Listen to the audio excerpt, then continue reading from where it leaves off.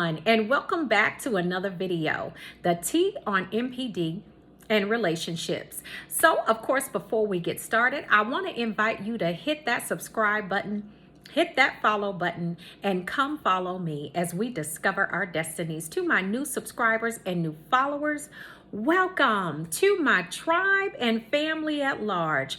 Hey, listen, welcome back. Thank you for visiting my media resource and finding value in something that I have to say. I appreciate your time. And if you like the content that I am bringing to you, why don't we let the YouTube community know by simply hitting that like button? It gives our tribe and our family right here the greatest opportunity to grow. So in this video, we are going to be discussing how the narcissist grooms you for abuse. Okay, but before we jump in, really quick, want to draw your attention to the community tab.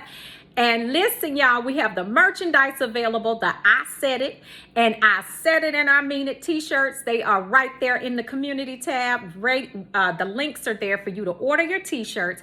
The cruise information, August 2021, the T on MPD. We are going to be cruising to the Bahamas, and I would love for you all to join us there.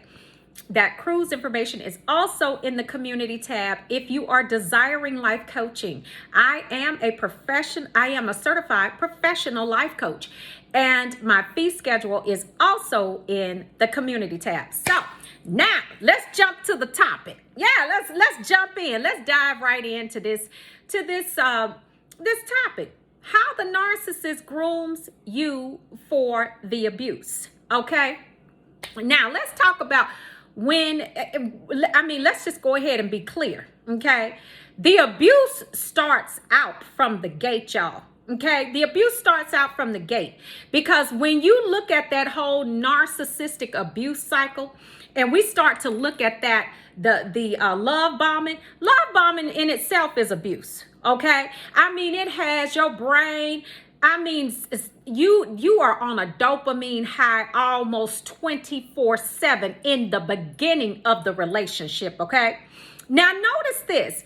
Now you're on this high, you have this euphoric feeling when you first meet that narcissist, and they are always on your phone and they are telling you how wonderful you are and how awesome you are and all of this good stuff, right? Yeah. So, you on a high. Well, see, the narcissist is on a high too, because see, the narcissist sees that you are believing all of these lies, bird. Okay. Yeah. And I said it and I mean it. I can't stand them birds. This is what they do. And they are on a high too, because they're feeling that euphoria of all of the newness of the supply. Okay. So don't get it twisted. Grade A supply is grade A supply. It is what it is, right? And of course, they want to groom you for the abuse. But speaking of supply, the top-notch supply for a narcissist, yes, we do know that it's grade A. Eventually, that's what they always want. But the top-notch supply for a narcissist always is new supply. Now, after they get done with that new supply, the next one in line is when they can go back and re-idealize old supply. Let me just go ahead and put the knowledge out there.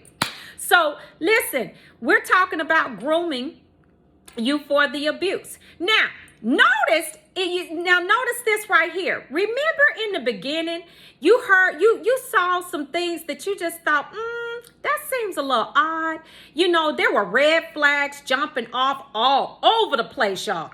Red flags all over the place. But see, you're not paying attention, right?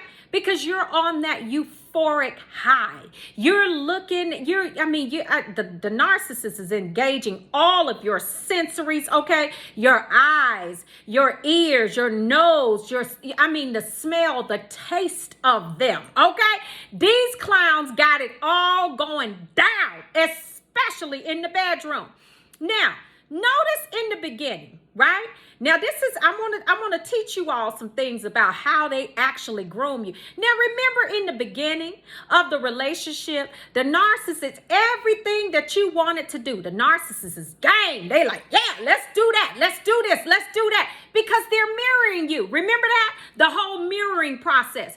And this is, I'm teaching y'all this because when you get back out there in the dating game, that's why it's so important that you do the self-work and that you desire a mate, but you don't have to have one. And when you don't have to have one, that's when you can take your time, okay? And you can actually watch a person and you can vet that person.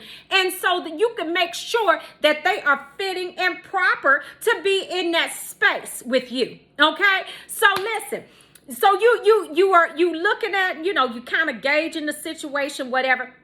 Now, the narcissist is game for whatever you want to do. Everything you're doing, they're doing. Okay, now there's a reason for that. Yeah, it's a reason for that. Let me tell you. So they're never telling you no, and they're mirroring everything that you're doing. Watch this, because they don't want you to tell them no. You got it? Okay, so now listen. They're mirroring you. They're not telling you no. They're actually, they are the most compliant. Okay? I have never seen these birds so compliant than when they are love bombing a new supply or re-idealizing also birds. Okay, when they are re-idealizing old supply. They are the most compliant and the most gullible. At that point, you could probably get them to do anything, and including jump off the Eiffel Tower. And they probably jump off happy, okay, with no parachute. That's how stupid they are.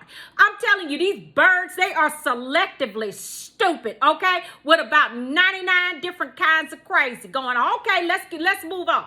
So now, they're telling you all of these things, right? They're mirroring everything you're doing, okay?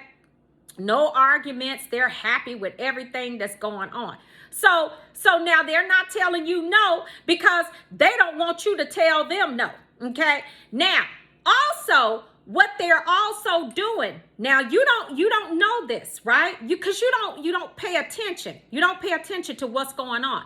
But in the beginning of the relationship, right there in the love bomb stage, okay, they started to do some little awkward stuff. You know what I'm saying? Like they would turn up missing, for hours at a time, and you going crazy, you frantic because you don't know what's going on. But see, this is happening as you get a little further into the love bomb stage, okay?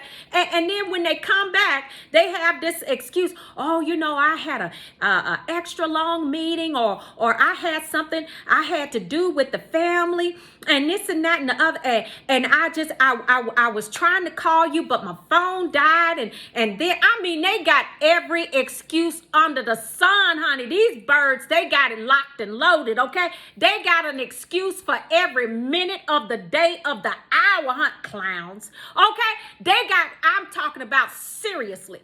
And so you sitting there like, okay, so you just let it pass, right? So you're good. Okay, well, they had so-and-so going on to this and that, right? Okay, cool.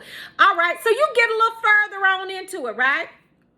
Now, mind you, when they're turning up missing, because see, now that y'all in the love, you in the love bombing stage, but see, you getting towards the end of that love bombing stage, but see, you don't know that you're getting towards the end of it. You think that everything is still gravy, but see, about that time, you about 3-4 weeks in, sometimes you might be 3-4 months in, but they're getting sick of you right about now, because they got a very low boredom threshold, okay? So they're getting sick of you right about now, so them hours where they're turning up missing, they're actually over there, they're busy with new supply, or that back burner supply bird, okay? Don't get me started, y'all. Don't get me started.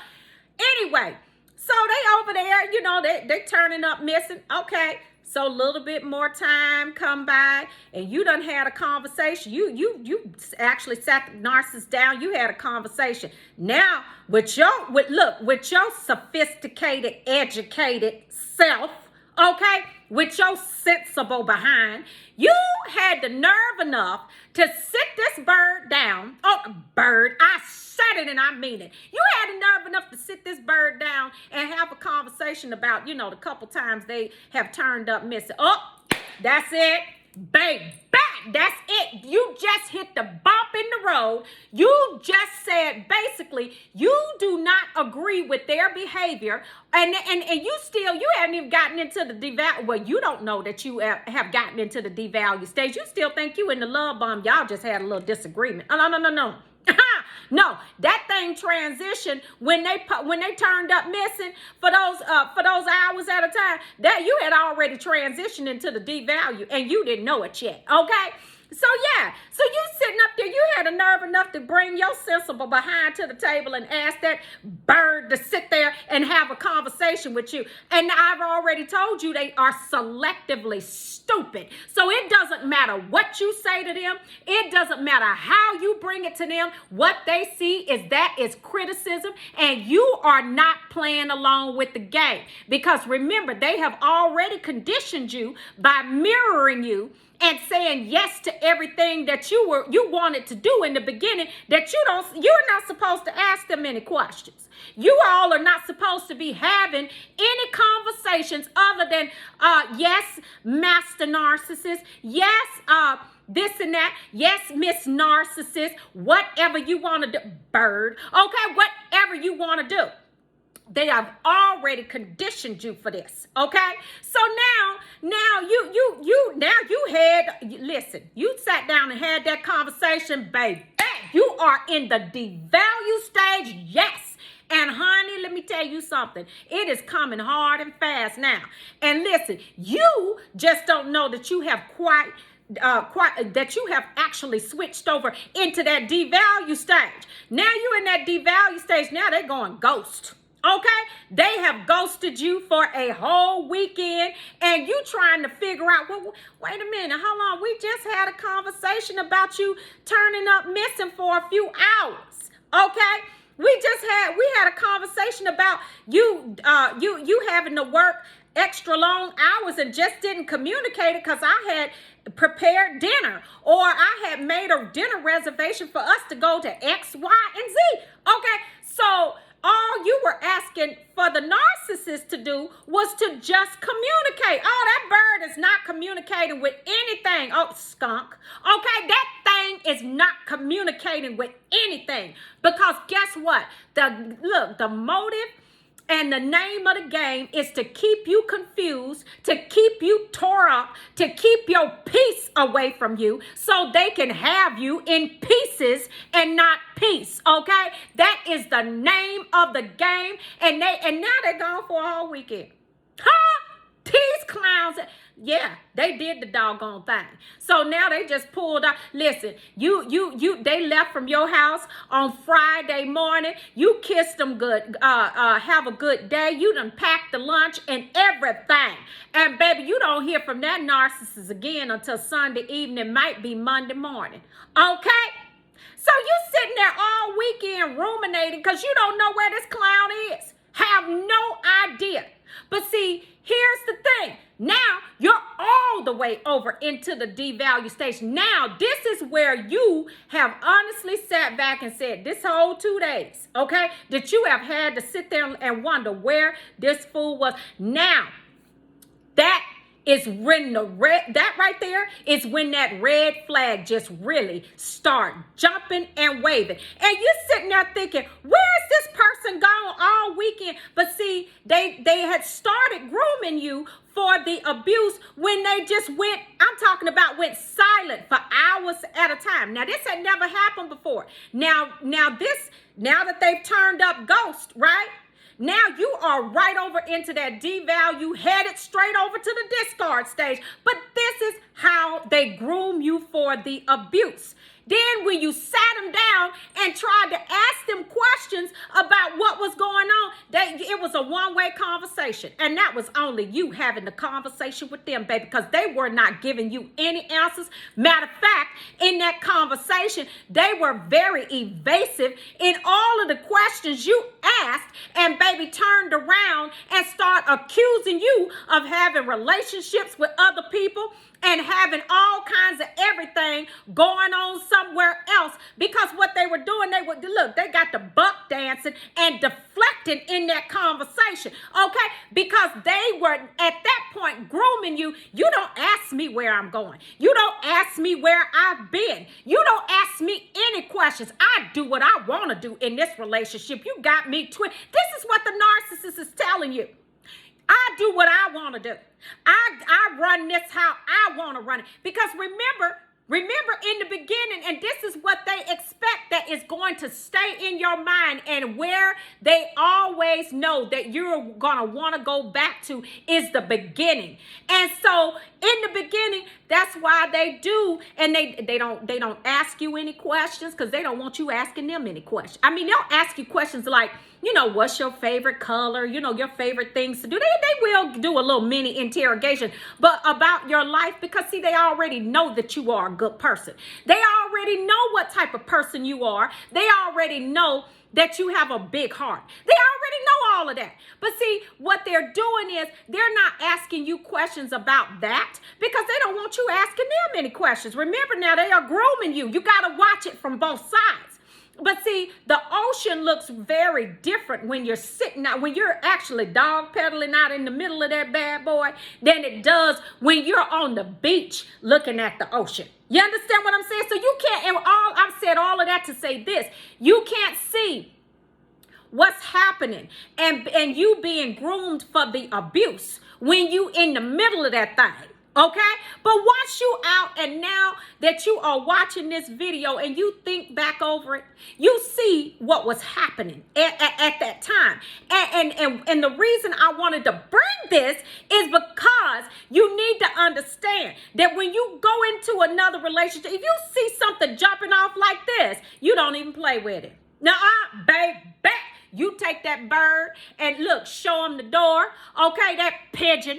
Okay, I can't stand them. You listen, you show them the door. Because see, that's deja vu. It's all too familiar. It's all too familiar. But this is what they do. This is how they groom you for that. And then they start to, when you really get into it with them, and now, you having a conversation with them going ghost. Oh, then they want to start gaslighting you. And start with all of the other abuse tactics, the blame shifting and the projection and all of, they are running, at this point, they are running down the gamut. But this is how they groom you for the abuse. You got to wake up. When you see a person that is mirroring you. Now, in a normal romantic relationship, especially if you are empathic individuals, empaths will mirror. And that's just to make the person feel comfortable, to make the person feel comfortable. But see, narcissists will do the same thing, but see, they do it for deceptive purposes and to make you feel comfortable and to throw you off your guard. Y'all gotta be smart. You gotta listen to what I'm saying, because when you get out there again and you see this happening, I gotta make sure that you're armed and dangerous with this knowledge, so you know how they start to groom you for this abuse. I tell you all the time, plug into your intuition. Turn that discernment way up. Do not allow anyone to groom you for any type of abuse.